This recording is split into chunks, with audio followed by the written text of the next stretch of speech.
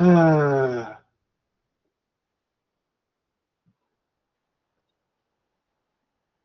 it's a depressing future if we just have a bunch of bots that all join, that all talk to each other.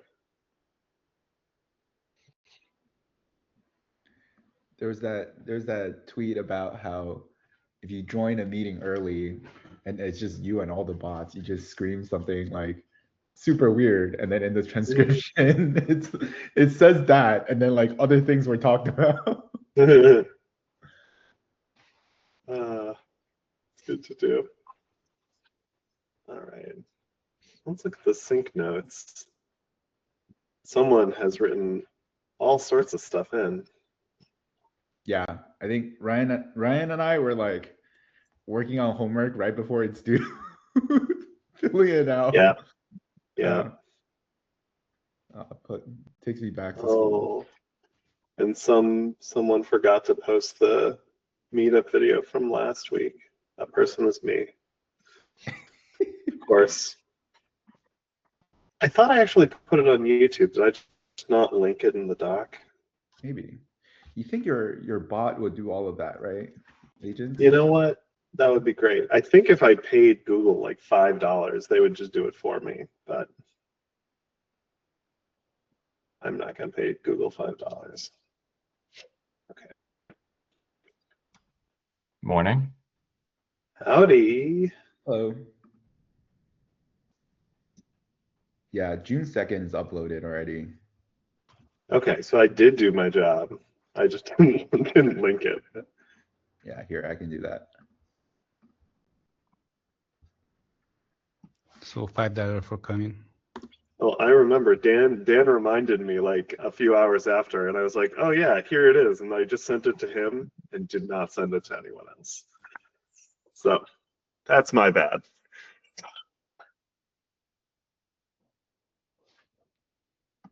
All right, it's already 5 after, so should we get started? Don't everyone say yes at once. Okay.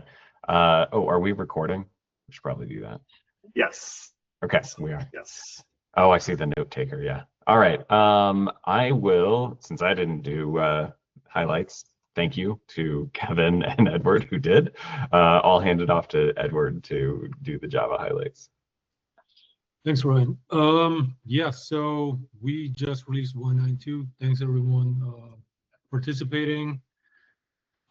Thanks Amog for taking care of all of the things around row lineage in Spark and Avro and all of the other things, and taking care of preserving row lineage during compaction. I added so that we properly, you know, like when data files are deleted or rewritten and stuff, so that we remove DVs from delete manifests. Thanks to Janta for adding action, Spark action and procedure to compute partition stats. Yuya added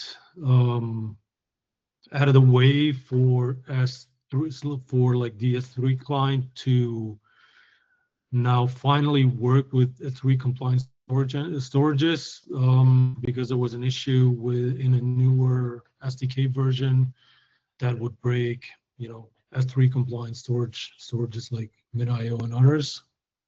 So at least like we have now a flag where you can go back to the old behavior, where I think MD5 checksums are either automatically calculated or not calculated. I forgot, but at least you get the original behavior back.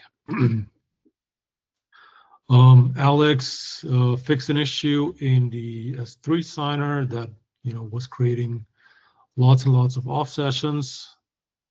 Thanks Anoop for making the metrics reporting async in the REST metrics reporter. And yeah, we finally have a new nav bar that isn't, you know, overloaded with lots and lots of things. So thanks everyone helping out, reviewing. Yeah, and I'll pass it off to Kevin. Sure, I can do the rest of these. Just going through them really quickly. So we're trying to get 0.10 out. We've been talking about it for a couple weeks now. You know, you blink and a month passed by. So trying to get it out by this week or by next week. There's already a lot of features building up. So trying to get that out as soon as possible. Right to branches was recently merged. Thanks, Vinjai. I added the Data Fusion Iceberg integration in Python. This is actually powered by Rust. So Iceberg core, PyIceberg core, which is the Rust binding. So you essentially go directly to Data Fusion from PyIceberg. So we have a nice engine to work with. We improved the docs for Iceberg REST catalog configurations. There's a lot of different configurations. We kind of split them out into the auth section, what is needed. So it's great. A lot of examples were added for the commonly used catalogs as well. Thanks, Penju. Faco fixed the UUID support. There's more fixes for the UUID support. I think this is the underlying data type and also the transformation. I think during looking at this, he also found a similar bug on the Java side, and I think we're working on that. Partition stat metadata reading was added. Thanks, Shrish. We also added the partition summary prop. And thanks, Drew, for fixing the writing for nested field partitions. This was not looked at before. And then we have, thanks, Jace, we now have a common catalog integration test suite. So what we did is we test for catalog behaviors for all of the clients that we have. And this already helped us caught 2 bugs, one in the Hive client, one in the REST client. And then we also caught a bug in the Iceberg REST fixture where the default behavior is not what we expected. So this is great. It's very extendable. We're going to add more catalog behaviors tests to it, and then add more catalog types to it. That's it for Python. Go, we added a doc site.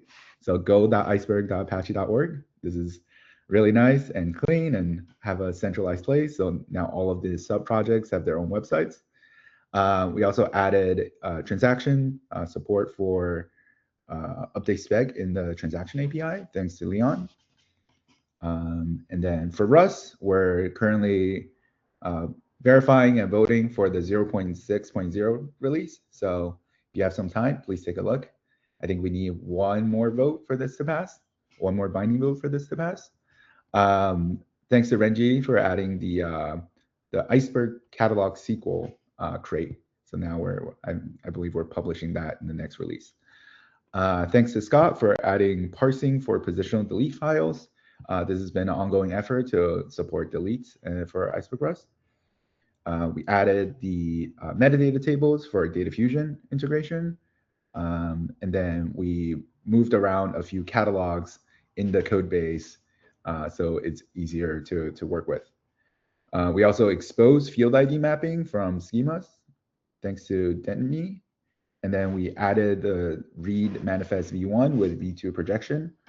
This is interesting. This one is used for also for PyIceberg. We're trying to make it so PyIceberg's scan tasks, I believe, or no, PyIceberg's manifest reading can be farmed out to the Rust side. So this is part of the work effort to do that. We added retry logic for transactions, thanks to Sean. And then we added custom credential loader for S3 file IO, thanks to Philip. That's it. And I'll give it to whoever wants to do the release. I think, Stephen, why don't you start off? I've also added a few outstanding items to talk through. So once you're done, we can. I know what those are, so I can talk to those. Sure. So we have a link on the milestone checked for the 1.10. There's right now only one PR left, which Amor has on the the expired snapshot, the cleanup. Providing that is probably also be merged soon. So that's what we've been putting there. Seems like Ryan, you are thinking of some other things. We can talk about later.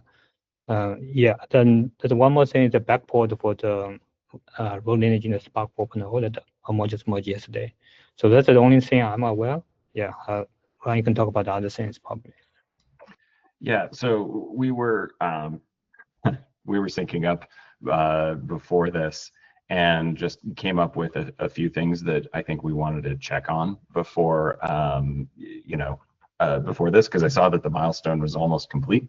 And thank you, by the way, to everyone who's been working on the 110 release. I've been on leave for like 2 of the last 3 weeks, so I'm a little behind.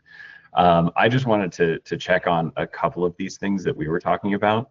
I know that Amog has been working on row lineage with compaction in Spark. And there's currently, we got the one for Spark 4 in to fix Spark 4. And there's a backport for Spark 3.5. I think if we are supporting compaction, we probably also want to backport that to Spark 3.4. But then there was an open question about what's going on with Flink's compaction, because I think that there is inline maintenance and compaction on the Flink side.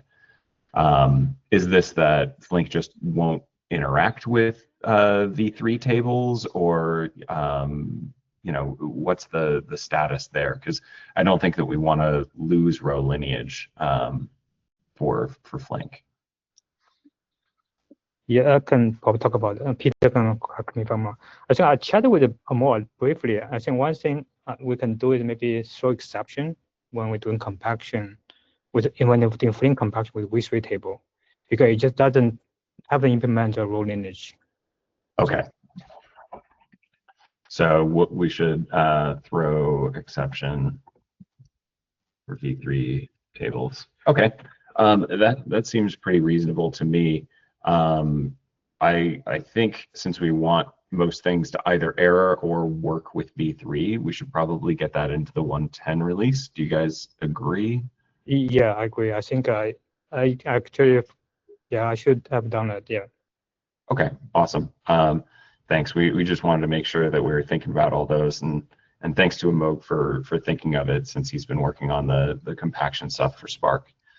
Also on the Spark side, I wanted to check. I have a draft in my local repository, but I wanted to check on what we're doing for some of the new types, like nano, timestamp nanos, unknown variant. I've been reviewing iWA's PR to get variant in. And I think he updated it last week, and it should be close. But I noticed that it's not in the milestone.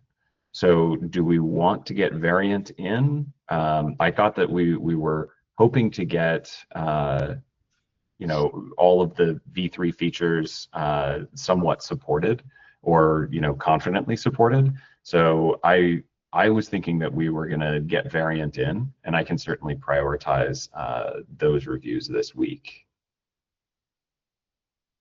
I think for the v3 features, there will be a couple of things that will not make the 110. For example, geo definitely won't be there. Geo definitely won't. That's true. Encryption probably also won't be there.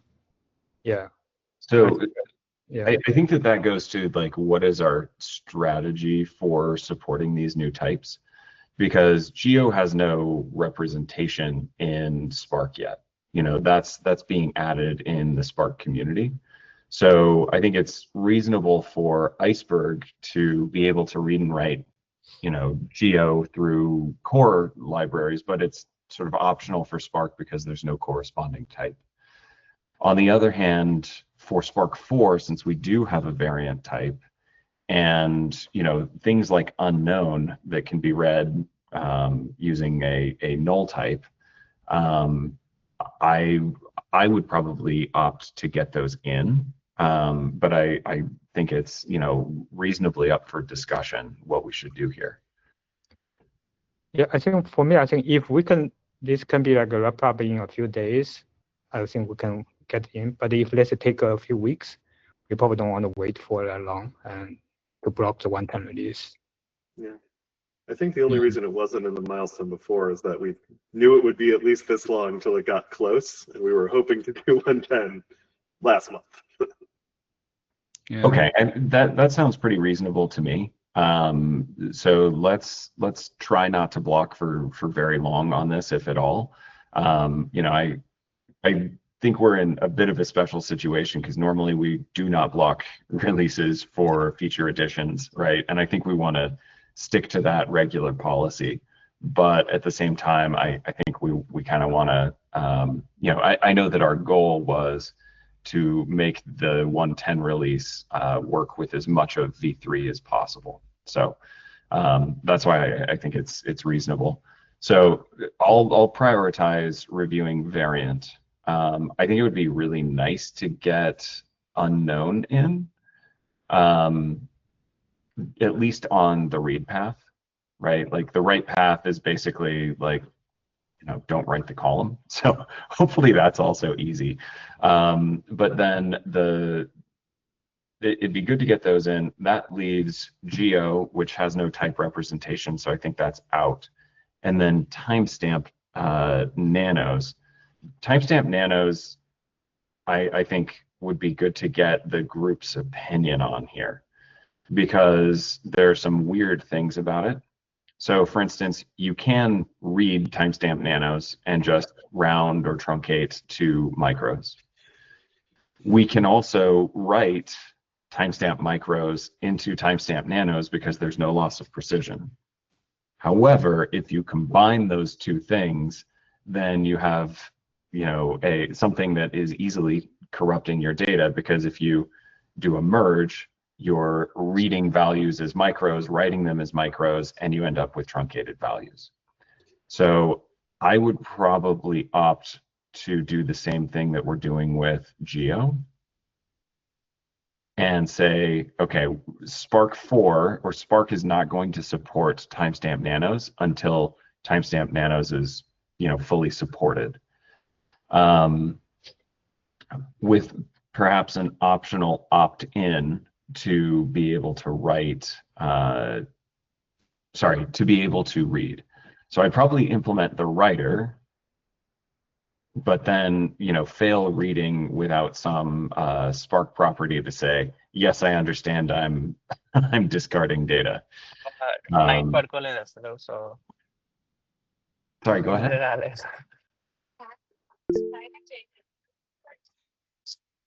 Did you have something to say, Anurag? No, sorry. Oh, okay.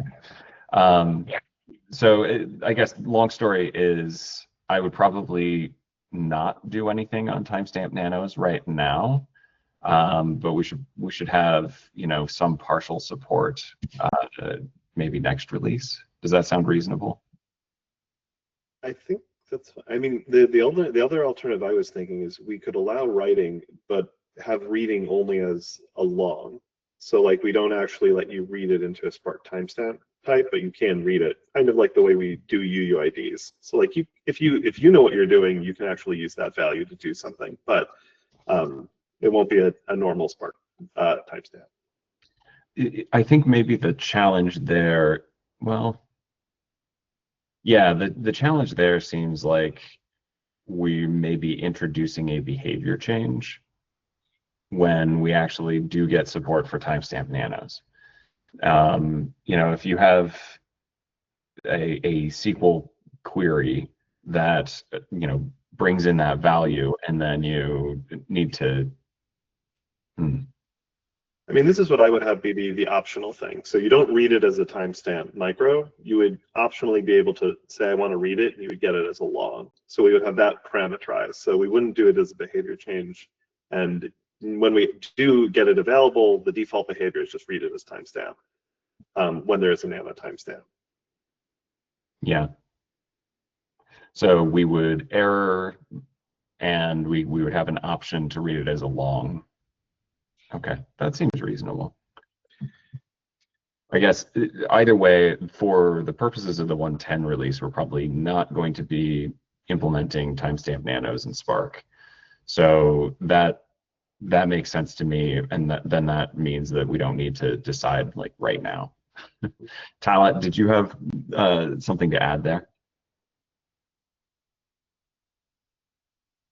We can't hear you if you're talking.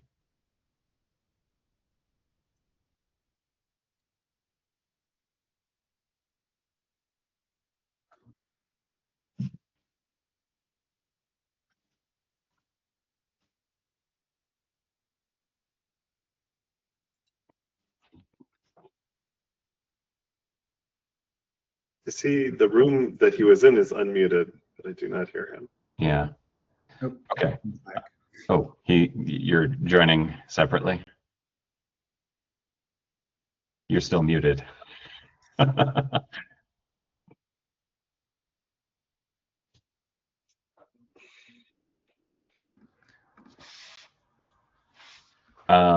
Okay, while you figure that out, I'm going to mention the. Sorry. Now, Okay, yes. good. I was trying to say that we had the same experience on BigQuery side, and we decided to read just only the read part, and the basically nanos is micros is smaller than the nanos. Then we just extended on our side. This can be the, as Russell suggested, we can throw the exception or some errors on the Spark side, then customer can just enable that configuration, then they will be fine for reading part. Yeah, I think that's pretty reasonable. Disallow by default and have an opt-in. We'll have to support the opt-in for quite some time, but it should be, I think, okay overall. I think we'll want to support it for like Spark 3.5 and 3.4 for some amount of time anyway. So like there's no way to use it in older versions of Spark unless we do have an opt. Yeah, exactly. Okay, that sounds. Then there were two more release issues that have come up recently. So the first one, is Anton here? Okay, first one is kind of complicated. Anton has been looking into Spark behavior, and currently we have a flag. I don't know if anyone has looked at the Spark table code, but we have a flag to refresh eagerly. And what this is when you create a data frame from an Iceberg table, we set the refresh eagerly flag to true, so that if you run if you run an action on that data frame to pull back data, you don't get stale data. This is basically for the case where you take a data frame and you call create or replace temp view, because a temp view should refresh the table or get new data when you select from the view. So in order to do that, we have this refresh eagerly flag.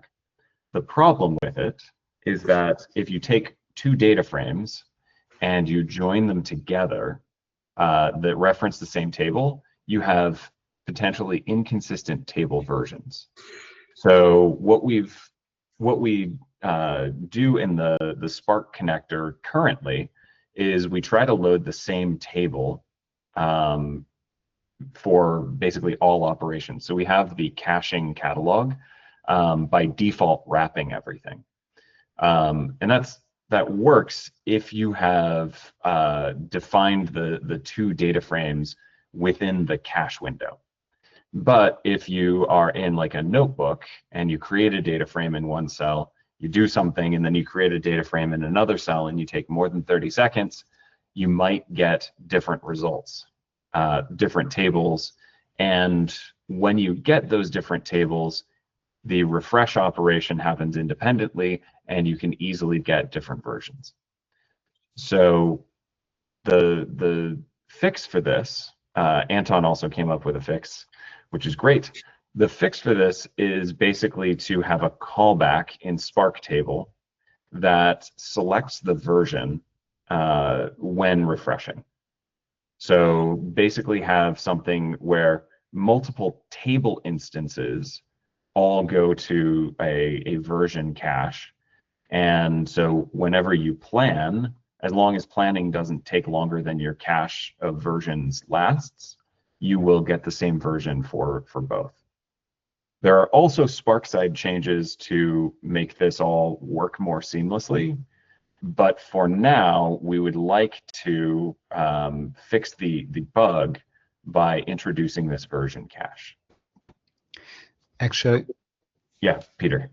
Gabor Kasab was working on the REST catalog refresh method, which actually goes to the REST catalog and checks if the table version has changed and only fetch the data when the table version has changed. And this is very much similar to the situation that you are describing. It is similar, but the problem is multiple refresh calls going to the REST catalog, because you could have one refresh, a table update, and then the second refresh. And so the problem is the refreshes are happening with a table update in the middle.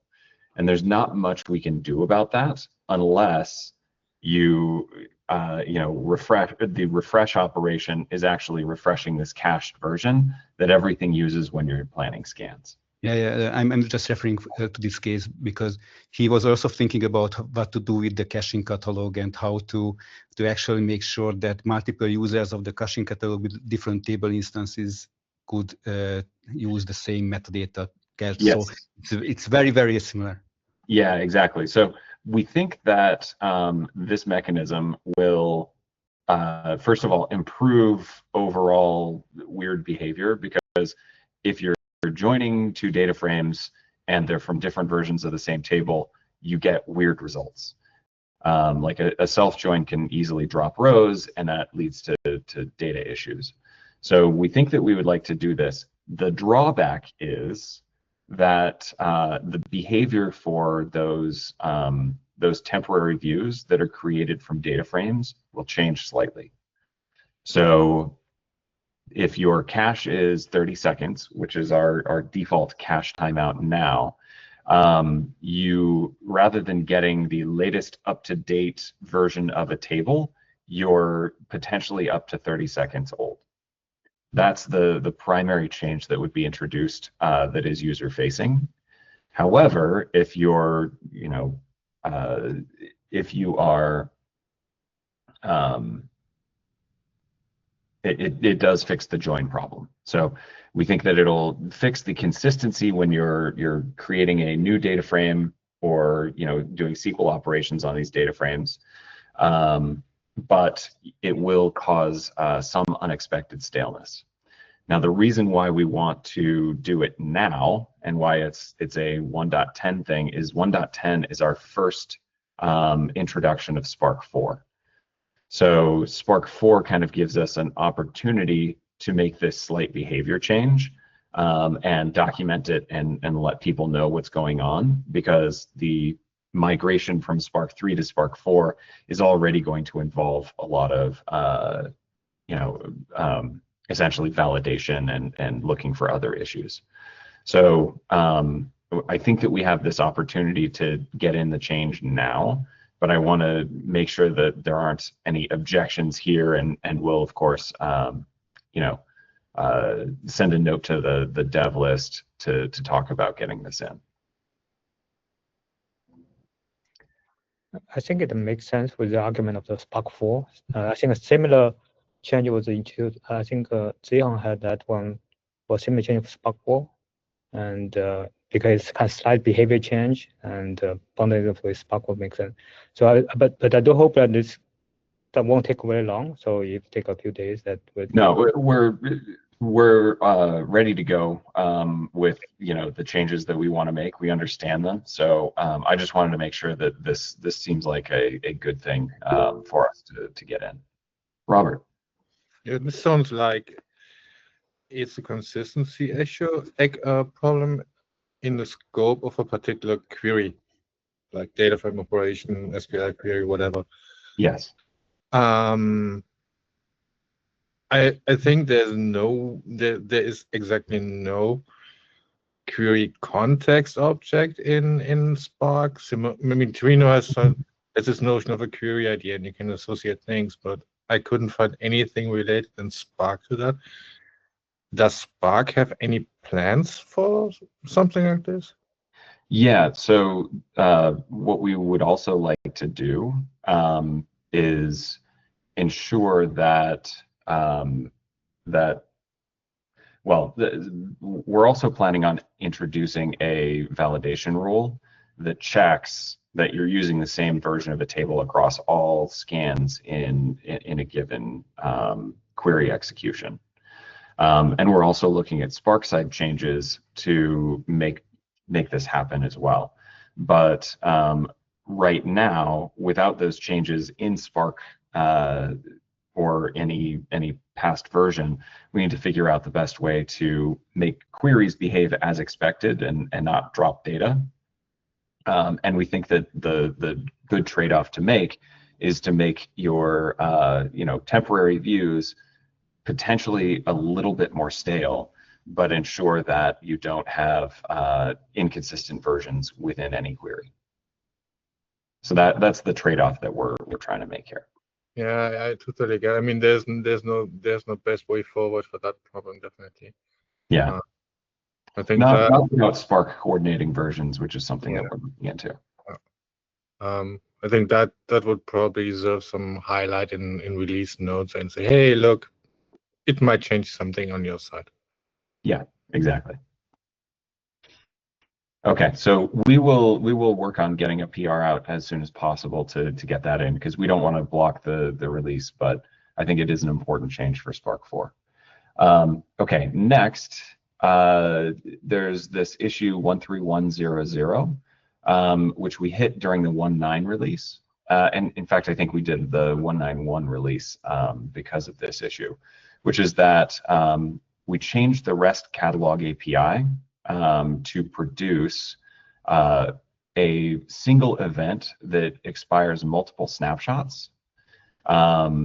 But older clients, or sorry, older implementations of the Iceberg REST catalog library would assert that they don't get multiple versions. So this broke new clients, or 1.9.0 clients, talking to basically services that had not upgraded to 1.9.0. In 1.9.1, we rolled it back, but I believe that we left this in main. So we still have this outstanding issue where a new client talking to a service that is older than 1.9 will, when you call expire snapshots, send something to the service that causes the service to blow up. I think that we should fix this and continue to, first of all, we want to accept, start accepting multiple snapshot IDs in these events. But we also need to, number one, make sure we're only sending one snapshot expiration per event or per change. And then we also need to fix the underlying problem that this was trying to solve, which is that there's a inefficiency in handling table metadata if you have a ton of snapshots and you're aging off a lot of snapshots. Amog, do you want to add anything here? You're the one that was telling me about this. Oh yeah, sure. No, I think you covered it pretty well. So yeah, to be clear, it's basically like the protocol always allowed for sending multiple snapshots, but because of this assertion in the implementation that there's only one, if we, any newer client wouldn't be able to talk to older servers because newer clients would send multiple, but the server would reject it. Yeah, and the goal, what we wanted to address was this n-squared snapshot expiration cleanup, or snapshot expiration problem. But I think we can solve this without having to change what the client sends, right? During the table metadata building process, we can just buffer what the client has sent and then clean up all the snapshots in one go. So that's kind of what I was thinking, and that avoids this whole, we had this discussion on can older clients talk to newer, or sorry, can newer clients talk to older servers and that kind of stuff. We can kind of avoid that in this case. So that's something I can look into fixing. Yeah.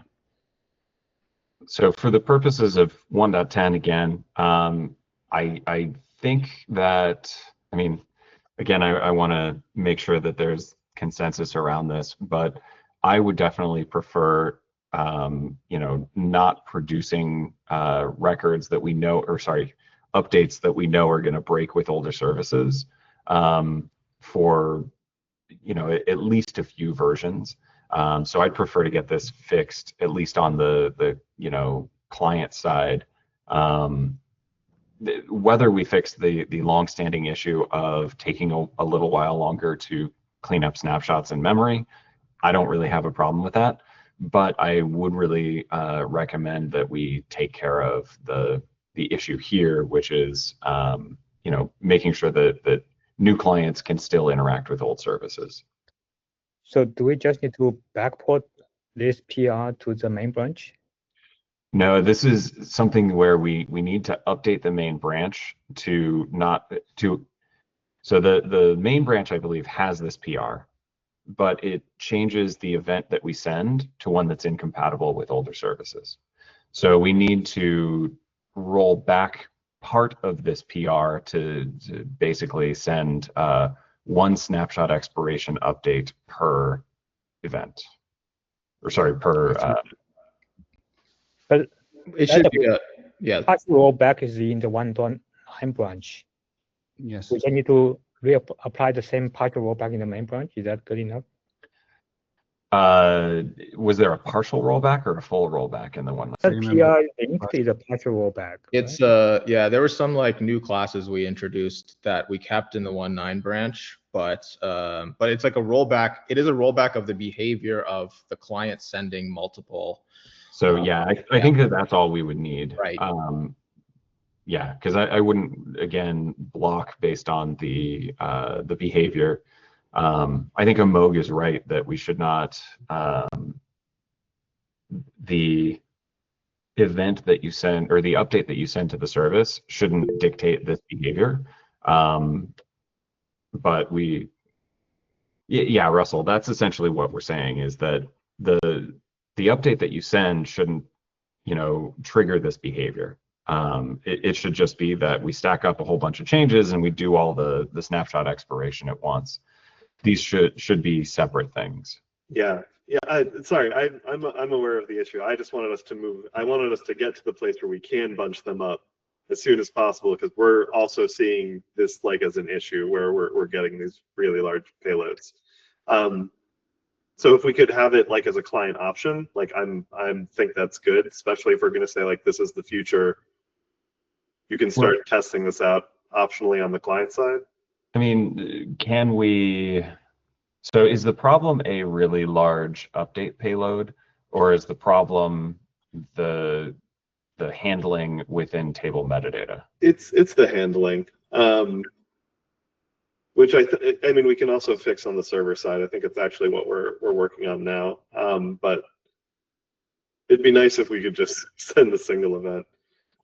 I agree with that, but I think you're still going to get older clients talking to the server, and if that triggers this behavior, then that's not good. So I think the Amog's proposed fix is the right strategy to buffer these things and then do the expiration all at once.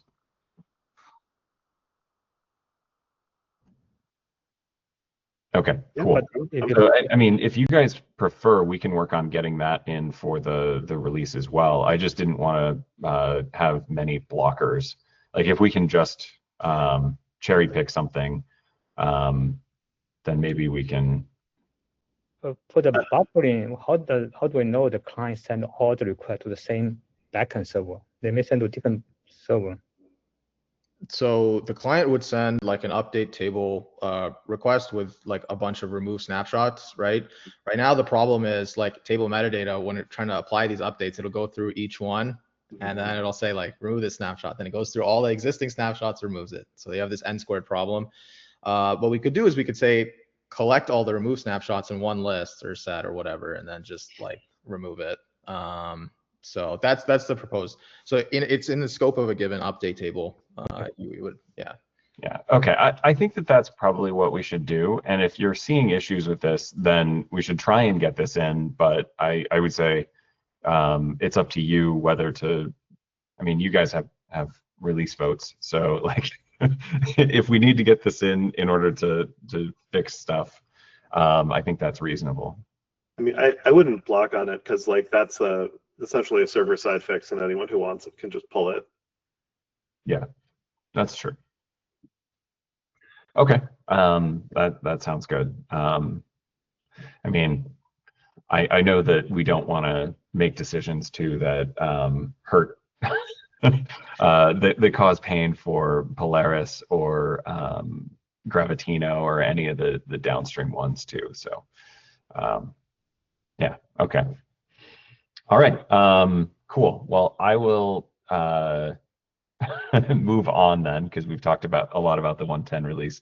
Thank you everyone for talking about those. And also, you know, if there are any other issues or bugs that we find, please mark them in the milestone. Another thing, congratulations to Prashant. Probably should have put this in highlights, but congratulations on becoming a committer. Thank you for all the contributions and work that you've done. That's really great to have you. The next one, I think we can knock out at least one more pretty quickly. So Kevin, I think you brought this up, the feature parity between 3.5 and 4.0. Yeah, just very quickly on this one. So 110 is this next release is the first time we're doing 4.0, Spark 4.0, right? So yes. My concern here is that we currently have 3 versions of Spark. Sometimes we we have a policy for which feature goes where, right? We say we want it in the latest, but right now 4.0 is the first latest new one. Right. So my concern is there might be some features in 3.5 that, because 4.0 is the newest one, is not there yet. So like, for example, depending on the timing, right? If I made a feature request to 3.5 and then 4.0 came out, and before my feature request, that means as it currently stands, that feature is only in 3.5 but not 4.0, right? So I have a list of all the commits that the new commits that went into 3.5 and 4.0, and I'm just going through them to see if there's any like feature lacking, because I think the variant that we want to hold is that for 1.10 release, we want 3.5 and 4.0 to have the same set of features. It's not a big deal, but I just want to double check. Yeah, I agree partly with that. I think what we've said is we want to ensure that any new development happens on the latest version. Yeah. We do have this sort of weird thing where while we are adding a version, we can like make an update to 3.5 while 4.0 is in a branch and then like lose that update. Yeah, so we do need to be diligent about making sure that things are present in both. If it goes into 3.5, we should make sure it goes into 4.0, unless there's something where we just can't do that. Yeah, that I think is the biggest imperative. On the other hand, there are things in 4.0 that can't go back to 3.5. Like variant is a great example. And then there are also, updates to 4.0 that, we don't really want to force people to backport. I think that it is sort of incumbent on people that are maintaining multiple versions. Like, we try to make sure that things like row lineage and that sort of thing are ported to all supported Spark versions. But at the same time, I think there's no guarantee that a given like feature update goes to older versions. If you're interested in a particular older version, then please help us with backports. But there's no like community requirement or guarantee that they'll happen. That makes sense. I think for me, it's just a sanity check, as in like what might lack and can be added to 4.0 should be there. So just going through the commits and checking like, hey, like, does this make sense to be there? And as part of this, I think Anton also suggested the idea that maybe we drop 3.4 support, but we can talk about that another day. Yeah, I think that that's a great thread for the dev list, dropping 3.4. But yes, I completely agree. And thank you for doing that work, by the way. Let's make sure that things that went into 3.5 go into 4.0. Really appreciate people looking at this area because it's a hard problem, and it just takes people going through all the commits and doing the work. So we really appreciate it. Yeah, just 20 commits, not much. Great. All right, let's move on to replace table transaction behavior. This has been brought up a few times in the past. I want to make sure that we're framing this correctly. There have been, I think that we agree on what replace table behavior should generally be. So you run replace table, and it replaces the schema, it replaces the partitioning, it replaces all of the data, etc. Like anything that is basically SQL visible and affects queries gets totally replaced. There have been some assertions that the current behavior is truncate, which is not true. So I want to make sure that we're all clear on what the ideal or expected behavior is of the current implementation. It is that if your schema is completely different and your partitioning is completely different, that everything is replaced and just works, which I believe is distinct from a truncate, because truncate just drops the data but keeps the metadata about the table the same. Does that make sense to everyone? Yeah. So Ryan, so I was trying to phrase it not just as truncate, but truncate plus optional schema change. The main thing What is, do you mean by optional schema change? for example, like today, if we do truncate and then change the schema as part of the same update table API, so the net result is like you still retain the time because it's essentially the same table. You did an atomic truncate plus some schema changes. Whereas, like if we look at like different vendors or users, they might see it as a true drop of the table where you can't do a time travel, but it is a net new table that is created, which means like net new UUID, net new kind of clean state of the table. What it gives us is that the transition of the states with the replace, it's very easy. Like we just drop everything. Explaining the behavior is also easy, rather than having these complicated transitions where we are saying, okay, things are still time travelable, but we allow certain states to move forward, but certain state transitions are not allowed, and then we kind of find bugs in in that transition state. So the request over here is simply that can we make the replace table definition kind of more permissive, where like if you want to retain time travel history, the same UUID and same table properties, yes, you can.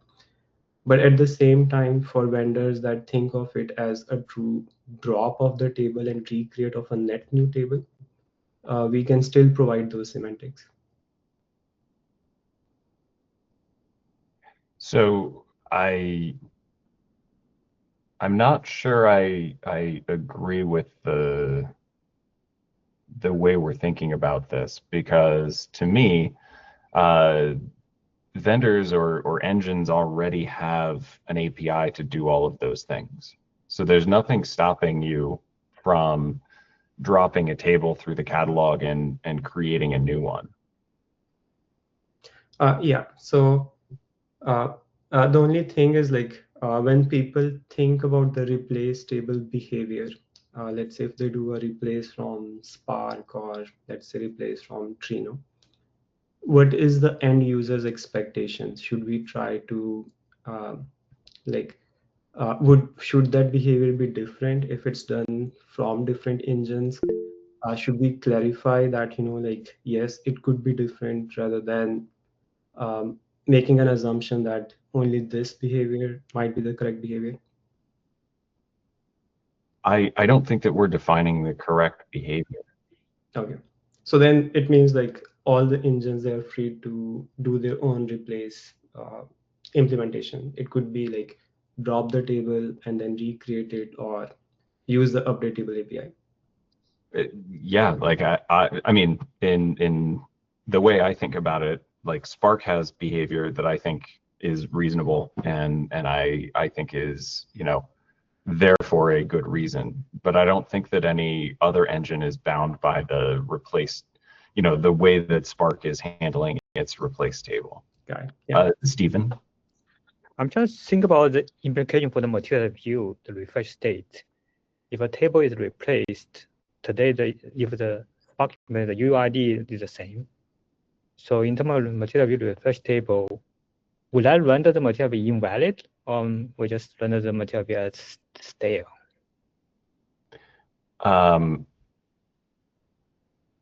I think that the way that you would update the materialized copy of data would depend on what operation you're performing. So if you're performing an incremental update, right, you just insert data. And typically your table schema is going to correspond to the view schema and things like that. So I don't know. I would need to think about cases where you would decide to use a replace table operation for a materialized view state. Yeah, what I'm saying, if the material view refer to a source table, it get replaced, and on the material view consumer, it need to decide if the material view is the state of material view, if the invalid, or if it's fresh, or if it's stale. So in this case, should it treat the material view as invalid because the UUID change or doesn't change? Or should just treat it as stale? Okay, I may not be up to date, but it's still valid. I mean, so well, I think that what would happen is sorry. My understanding of what would happen is you have a pointer to the materialization, right? And then you use properties of the materialization to determine whether or not it is stale for a given view, right? And so the replace table operation, there's the table that is the materialization of a view. And for that, its ID could well change, I think. If you're not validating like, hey, this materialization must have this ID, which I don't believe we are today or are considering doing today, then that would work fine. On the other hand, the tables that are referenced by the view, any replace table operation that changed the table UUID would actually invalidate the materialization. However, that would be the exact same as basically replacing the entire contents of the table, because if I have snapshot 1 and I completely delete everything and create snapshot 2, that's no different than invalidating the table itself, right? I still need to do a full materialized view recalculation. So I don't think that this would cause any issues there. I think the big question here, and this is for really any engine, is what should the table behavior be? If you replace a table, do people want to continue to have, and this is a broader question than just the table itself, right? Because do people expect the permissions to be wiped away and replaced, recreated?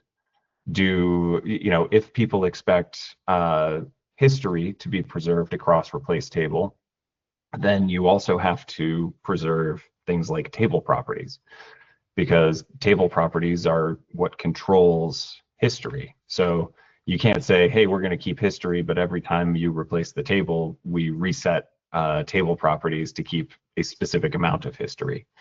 So, I think that there are good questions around, like, for tables that have history and for, you know, systems of permissions and access controls, what is the correct behavior?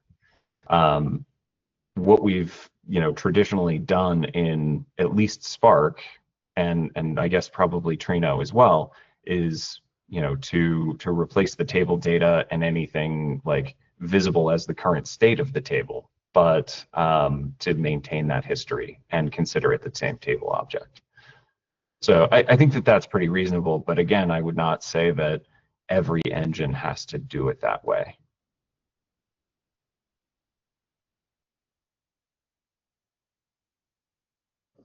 Yeah, that's okay. So that's at least what I think, but I think that that's also a pretty good compromise, because, you know, I think if you guys want to have, you know, drop and recreate behavior, that's a very reasonable thing for engines to do. We only have 2 minutes left, and Peter, I just want to say I'm dedicating time to the file API. I've been thinking. Thank you so much for doing the transformer stuff. I'm going to take a look at that. The main thought that I wanted to bring up here in the last 1 minute was that I think we should move forward with the API that you proposed already. And my rationale for not moving forward with the transformer stuff is the question of, are we going to be able to completely replace the existing object model implementations with the read into arrow and then transform approach? And I think the answer is probably no, or at least no anytime soon. And we're not making it impossible to do that by moving forward with the API that you're proposing.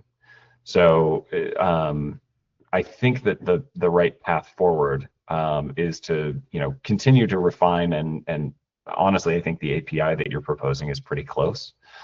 You know, go and get that API in, and then we can still do the transformer approach by having you know, a particular object model call the arrow model and then transform, right? There's nothing that prevents us from doing that. I know that the hope was to simplify the API somewhat, but I think that the API is already pretty close, and so we probably don't need to do that overall. Take a look at the transformer stuff, because the API is really nicer without the extra parameter. Oh, it's significantly nicer? Well, it's nicer. It's Okay. not very much, but really nicer. But the transformer is ugly. At least in my opinion. I'll take a look, but I will be devoting time to that. Thank you for your patience here. I know that you know, this is a really big change, and it's taking a while. So thanks. Okay, thanks. All right. Thank you, everyone. See you next time. Bye-bye. Bye.